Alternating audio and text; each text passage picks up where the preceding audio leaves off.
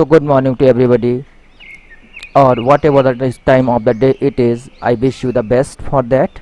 Our today's chapter is air. Air means हवा, और हवा वो substance है without which we cannot survive, which is always with us and which is inside us, which is inside all the creatures. जिसके बिना हम जी नहीं सकते, रह नहीं सकते हैं, उस चैप्टर को आज हम पढ़ेंगे. That is air. All of you know, आप सब जानते हैं that we inhale air and exhale air, but this is of two types. When we inhale air, it is oxygen, and when we exhale, it is carbon dioxide. So air is a mixture of so many gases. Now let us start our chapter once again. First of all, I should say that we cannot see air, we cannot pack it, we cannot live without it. हम हवा को छू नहीं सकते हैं, हम उसको देख नहीं सकते हैं, बट हम उसको महसूस कर सकते हैं. Our earth is surrounded by a huge blanket of air called atmosphere. All living beings on this earth depend on the atmosphere for their survival. It provides us the air which we breathe and protects us from the harmful effects of the sun's rays. बहुत अच्छी बात है कि हम ना केवल इससे सांस लेते हैं, बल्कि जो सूरज से हार्मफुल रेज आती हैं, हार्ड रेज आती हैं, उनसे भी ये हमको बचाती है, हमको प्रोटेक्ट करती है, हमको सेव करती है. Without this blanket of protection, we would be baked alive by the heat of the sun during day and get frozen during night. आपको पता होगा कि चांद पर यानी मून पर किसी भी तरीके का एटमॉस्फेयर नहीं है, और इस एटमॉस्फेयर के ना होने की वजह से वहाँ पर दिन में इतनी गर्मी होती कि हम बेक हो जाएंगे, पक जाएंगे, जैसे कि हमको ओवन में रखकर पका दिया गया हो, और रात को हम ठंड की वजह से फ्रोजन हो जाएंगे, जम जाएंगे. ओके, तो हमें सन की हीट से और रात की सर्दी से बचाने का काम भी एटमॉस्फेयर करता है, एयर करती है. So it is this mass of air that has made the temperature on the earth liable और लिवेबल. धरती पर रहने लायक अगर हमारे टेम्परेचर को बनाया है तो वो किसने बनाया है? एयर ने बनाया है. Now composition of the atmosphere, very important topic. Composition means होता है इसमें कौन कौन सी चीज़ें जोड़ी गई हैं, कौन कौन से सब्स्टिट्यूट्स हैं, कौन कौन से इसमें इंग्रेडिएंट्स हैं जिससे ये मिलकर बनी हुई है. तो do you know that the air we take is whole in while breathing is actually mixture of many gases. Nitrogen and oxygen are two gases which make up the bulk of the atmosphere. इस chart को आप देखिए, pie chart है ये. इसमें ये जो white portion है ये हमारा नाइट्रोजन है, और ये जो ब्लू पोर्शन है that is oxygen.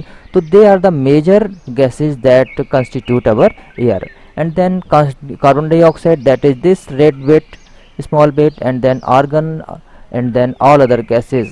Now if we go to the percentage, nitrogen is 78%, carbon dioxide is 0.03%, oxygen was 21%, and all other gases were 0.04%, and argon was 0.93% when our atmosphere was in its natural state. But now at present these percentages have changed because of disturbance in our atmosphere. So nitrogen and oxygen are the major components of our air or atmosphere. Now carbon dioxide, helium, ozone, argon and hydrogen are found in lesser quantities. थोड़ी सी quantity में होते हैं. तो I think this chart has cleared you. Now I should tell you, when we inhale we take oxygen inside our body, and when we exhale we breathe out carbon dioxide, means we throw out carbon dioxide from our body.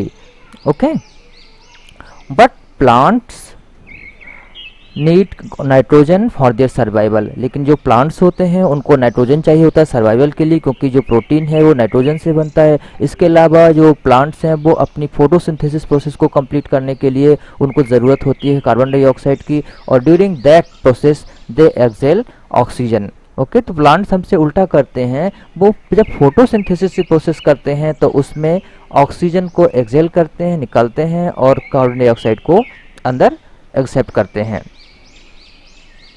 Now, carbon dioxide released in the atmosphere creates a greenhouse effect by trapping the heat radiation radiated from the earth. अर्थ से जो heat radiate होती है उसको carbon dioxide absorb कर लेती है, सोख लेती है. It is therefore called a greenhouse gas and without it earth would have been too cold to live in. देखिए, अगर कार्बन डाइऑक्साइड नहीं होती तो इसके ग्रीन हाउस इफेक्ट के बिना हम यहाँ पर नहीं सर्वाइव कर पाते, अर्थ पर हम जी नहीं पाते, क्योंकि यहाँ पर बहुत ज़्यादा सर्दी हो जाती. दिस मीन्स कार्बन डाइऑक्साइड का जो ग्रीन हाउस इफेक्ट क्या होता है कि ये दिन के समय में जो अर्थ से हीट निकलती है उसको एब्जॉर्ब कर लेती है और रात को उसी हीट को हम तक रिफ्लेक्ट कर देती है. इस तरीके से हमारे अर्थ का एटमॉस्फेयर का जो टेम्परेचर है वो हमारे जीने लायक बना रहता है. However, when its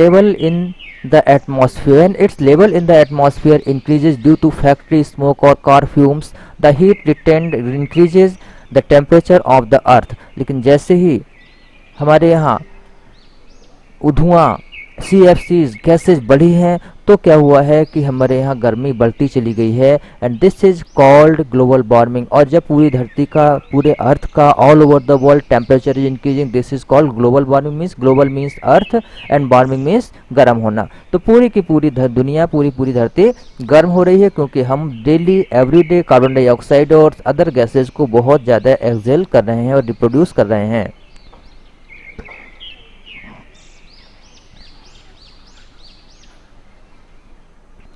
This rise in temperature causes the snow in coldest parts of the world to melt.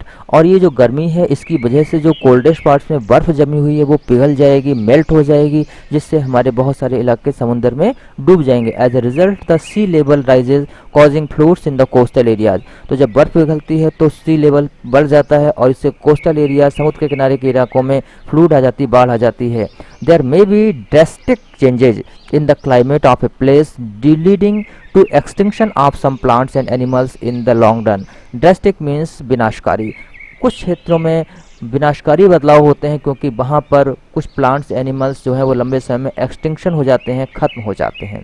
सो आपको पता चल गया कि क्या इंपॉर्टेंस है जब हमारे पास कार्बन डाइऑक्साइड होती है, लेकिन जब ये बहुत ज़्यादा बढ़ जाती है तो उससे हमारे लिए बहुत सारा नुकसान भी होते हैं.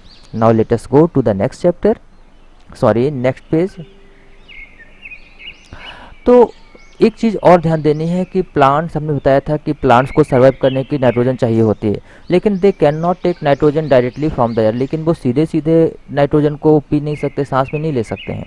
Bacteria that live in soil and roots of some plants take nitrogen from the air and change its form so that plants can use it.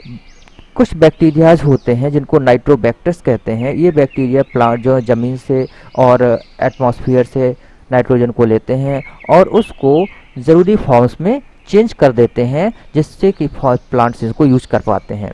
Oxygen is the second most plentiful gas in the air. और दूसरी जो सबसे ज़्यादा plentiful ज़रूरत, बहुत सबसे ज़्यादा मात्रा में गैस है, वो है हमारा oxygen.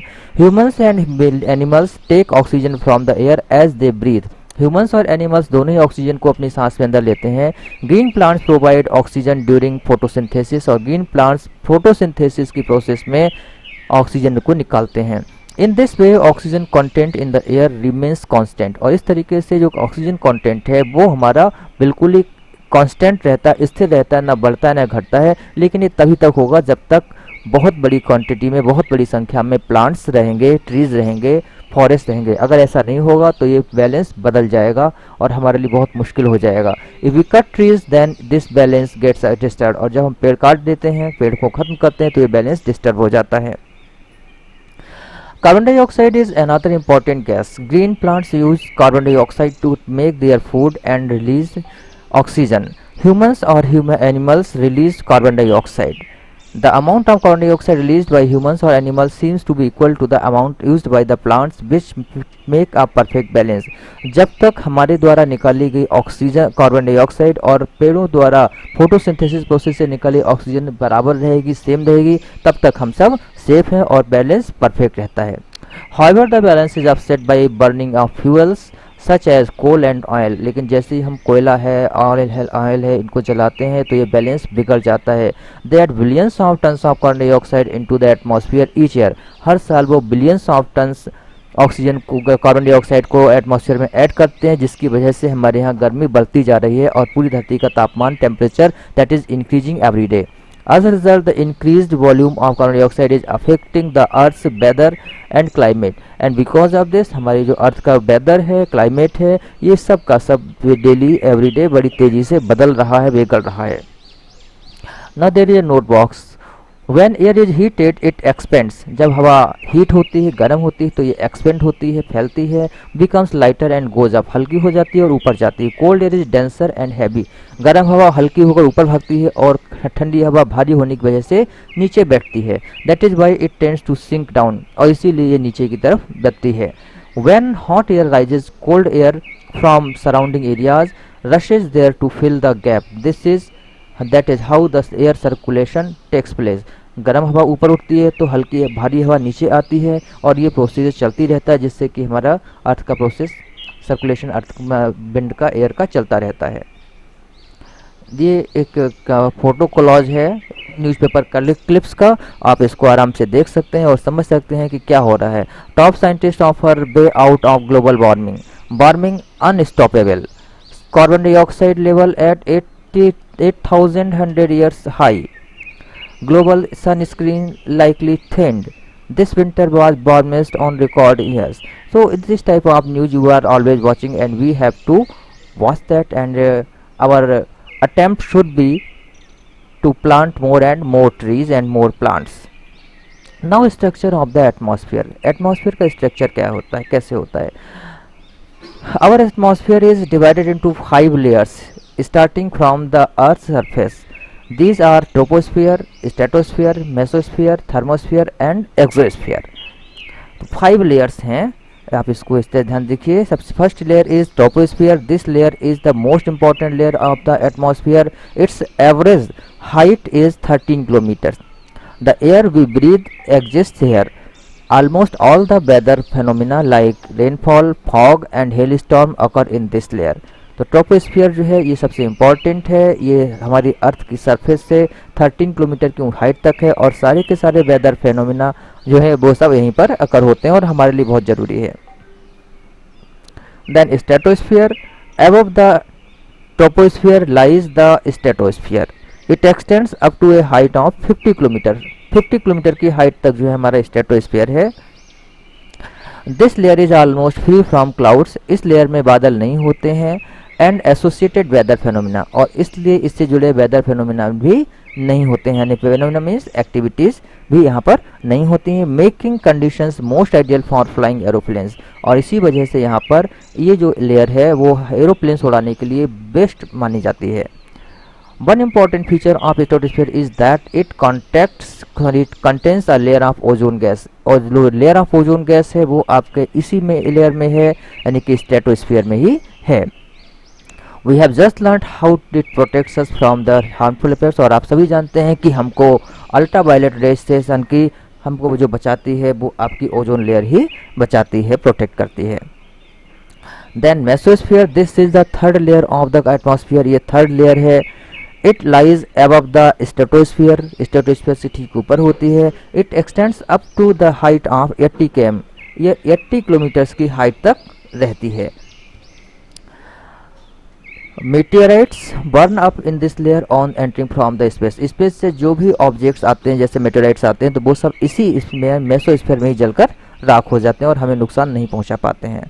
Then thermosphere. In then thermosphere temperature rises very rapidly with increasing height. Thermosphere में जैसे जैसे हम ऊपर उठते हैं, ऊपर जाते हैं, हाइट पकड़ते हैं, बड़ी तेजी से टेम्परेचर इंक्रीज होता है.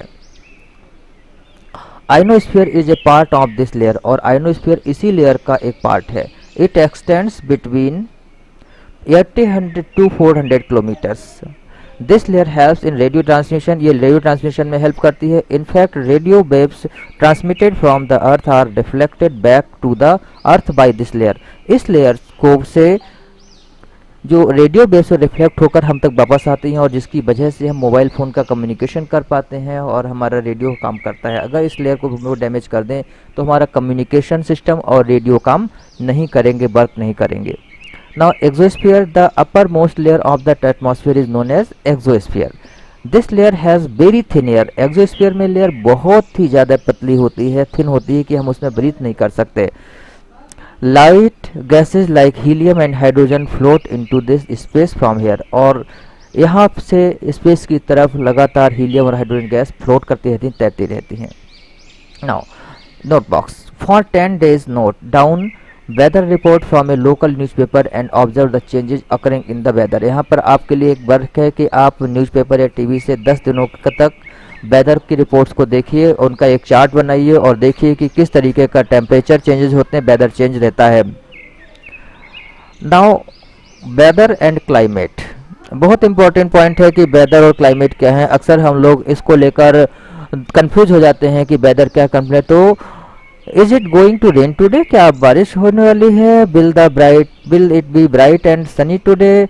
How many times have we heard this. अक्सर हम लोग जब मिलते हैं और भाई मौसम कैसा है आपके यहाँ और कैसा चल रहा है, कहते हैं आज बहुत गर्मी हो रही है यार, बहुत सर्दी हो रही है, अरे अभी अभी तो बादल थे और अभी बारिश शुरू हो गई, अरे यार अभी बारिश हो रही थी and we have just left that. तो this type of things when we discuss this is about the weather. तो मैं आपको बताना चाहता हूँ कि क्या होता है। If you imagine our body to be a radio and the mind is the speaker, weather is something that fiddles with its control knobs. तो वेदर को हम इससे कंट्रोल कर, हमारे शरीर को हम बॉडी मान लें, रेडियो माइंड को स्पीकर मान लें, तो वेदर जो एक ऐसी चीज़ है कि इसको फिडल्स विद कंट्रोल नॉब से इसको हम फिडल करते हैं, चेंज करते हैं। एक्चुअल में आपके मतलब की बात करें कि weather is this hour to hour day to day conditions of the atmosphere. Atmosphere की एक एक सेकंड की जो एक्टिविटीज होती है, जो कंडीशंस होती हैं और डे पर डे जो कंडीशन होती हैं उसको हम वेदर कहते हैं। वेदर मीन्स शॉर्ट में आपको लर्न कर लेना चाहिए, short term conditions of atmosphere are called weather. Okay, uh hot और ह्यूमिड वेदर में मेक इरिटेबल। जब हॉट होती है, गर्मी होती है और ह्यूमिडिटी होती है तो वेदर इरिटेबल होता है, बहुत ही बकवास होता है। हमें जैसे इस समय at present today it is 13th of August. It is a good day here where I am sitting on the border of the UP and Uttarakhand. So this place is very cool today because it is drizzling and some rain is. But 2 days ago the weather was very poor because it was very hot and we had lots of humidity. तो weather जब गर्म होता है, बहुत humid होता है तो हमारे लिए बहुत irritation होता है, बहुत ही बुरा लगता है। A pleasant breezy weather may make one cheerful and even plan for an outgoing. और जब अच्छा मौसम होता है तो हम लोग तुरंत ही खुश होते हैं और कहते हैं चलो भाई जरा घूम आते हैं, आउटिंग कराते हैं। Weather can change dramatically from day to day. Weather day to day dramatically means कभी भी नाटकीय ढंग से बदल सकता है कि अभी अभी तो बहुत तेज धूप थी, अचानक बादल आ गए और बारिश शुरू हो गई। However, the average weather conditions of a place for a longer period of time represents the climate of a place. तो अब क्लाइमेट क्या होगी, एक बहुत लंबे समय तक किसी जगह का मौसम वेदर जैसा रहता है, उसके एवरेज को हम क्लाइमेट कहते हैं। जैसे कि in India for the longer period for a very long period the Indian atmosphere remains hot, therefore our climate is hot. In Britain it is cold. तो सीधी सी बात है, जो लंबे समय तक जैसी वेदर कंडीशंस होती हैं हम उनके एवरेज बेस पर किसी जगह के क्लाइमेट को डिसाइड कर देते हैं। Now note box, you will be surprised to know that the earth receives only 1 in 2 billion parts of the sun's energy. Sun की एनर्जी की 2 बिलियन पार्ट से भी कम पार्ट को हम रिसीव करते हैं और उससे हमारी हालत खराब हो जाती है। Now weather forecast. Weather forecast क्या होता है? फोरकास्ट मीन्स होता है भविष्यवाणी करना। तो जब हम पहले से वेदर के बारे में कुछ बताते हैं उसको वेदर फोरकास्ट कहते हैं। क्या क्या चीज़ें इसमें ज़रूरी हैं? सबसे पहला temperature. The temperature you feel every day is the temperature of the atmosphere. जो आप डेजाना महसूस करते हैं, फील करते हैं, वही एटमॉस्फेयर का टेम्परेचर होता है। The degree of hotness and coldness of the air is known as temperature. Hotness या कोल्डनेस की डिग्री होती है उसको हम टेम्परेचर कहते हैं। The temperature of the atmosphere changes not only between day and night but also from season to season. ना केवल डे और नाइट बदलती है बल्कि सीजन टू सीजन भी बदलती है। अब सीजन क्या होता है? 2 महीने तक जो मौसम रहता है उसको हम सीजन कहते हैं। Summers are hotter than winter. Summers hot होती हैं, विंटर ठंडे होते हैं। An important factor that influences the distribution of temperature is insolation. Insolation बहुत ही इंपॉर्टेंट। इंसोलेशन क्या होता है? Insolation is the incoming solar energy intercepted by the earth. Solar energy जो जमीन पर आती है उसको अर्थ कितना इंटरसेप्ट एक्सेप्ट करती है, एब्जॉर्ब करती है, ये पार्ट को हम इंसोलेशन कहते हैं। The amount of insolation decreases from the equator towards the pole. जैसे जैसे हम इक्वेटर से पोल्स की तरफ बढ़ेंगे तो हमारी जो अमाउंट ऑफ एनर्जी है वो कम होती जाएगी, क्योंकि पोल्स सन से बहुत ही दूर हैं और इक्वेटर हमारा सन के बहुत ही पास है। Now some equipments. Thermometer measures the temperature, barometer measures the atmospheric pressure, rain gauge measures the amount of rainfall, wind vane it shows the direction of the wind. Now the standard unit of measuring temperature is degree Celsius. It was invented by Andrew Celsius, therefore it was named as degree Celsius. On the Celsius scale, the water freezes at 0 degree Celsius and boils at 100 degree Celsius. 0 degree Celsius पर पानी boil होने लगता है, sorry जम जाता है, और 100 degree Celsius पर बॉयल होने लगता है। आपको ध्यान दें, the temperature decrease in the same manner. जिस तरीके से सोलर एनर्जी इंटरसेप्शन कम होता जाता है, बदलता जाता है, उसी तरीके से जैसे जैसे हम इक्वेटर से पोल्स की तरफ जाते हैं तो टेम्परेचर भी कम होता जाता है। इसीलिए इक्वेटर्स जो हैं वो दुनिया के अर्थ के सबसे हॉटेस्ट प्लेसेज हैं, and poles are the coldest places because they are farthest from the sun. Now do you understand why poles are covered with snow? If the earth temperature rises too high, अगर earth का temperature बहुत बढ़ जाएगा, it would become too warm for some crops to grow, तो बहुत सारी फसलें उग नहीं पाएंगी, ग्रो नहीं कर पाएंगी। Temperatures in cities is much higher than that of villages. जो शहरों में टेम्परेचर होता है वो गांव से बहुत ज़्यादा होता है। गांव ठंडे होते हैं और शहर गर्म होते हैं, ज़्यादा गर्म होते हैं। The concrete and metals in buildings and the asphalts of roads get heated up during the day. दिन भर जो कंक्रीट है, एसफॉल्ट है, ये सब गर्म होता जाता है और रात को यही गर्मी रिलीज कर दी जाती है, इससे टेम्परेचर बहुत ही गर्म हो जाता है। Also the crowded high rise building of the cities trap the warm air and thus raise the temperature of the cities. और जो भीड़ भाड़ से भरी, यानी कि जब एक एक बिल्डिंग में 100 लोग रह रहे होते हैं तो इन लोगों की वजह से जो गर्म हवा है वो कमरों के अंदर बंद रहती है और इस गर्मी की वजह से टेम्परेचर बढ़ जाता है। Next point is air pressure. That part we will study tomorrow. For today it is enough. In the second part of this chapter you will know about air pressure and other phenomena. Okay.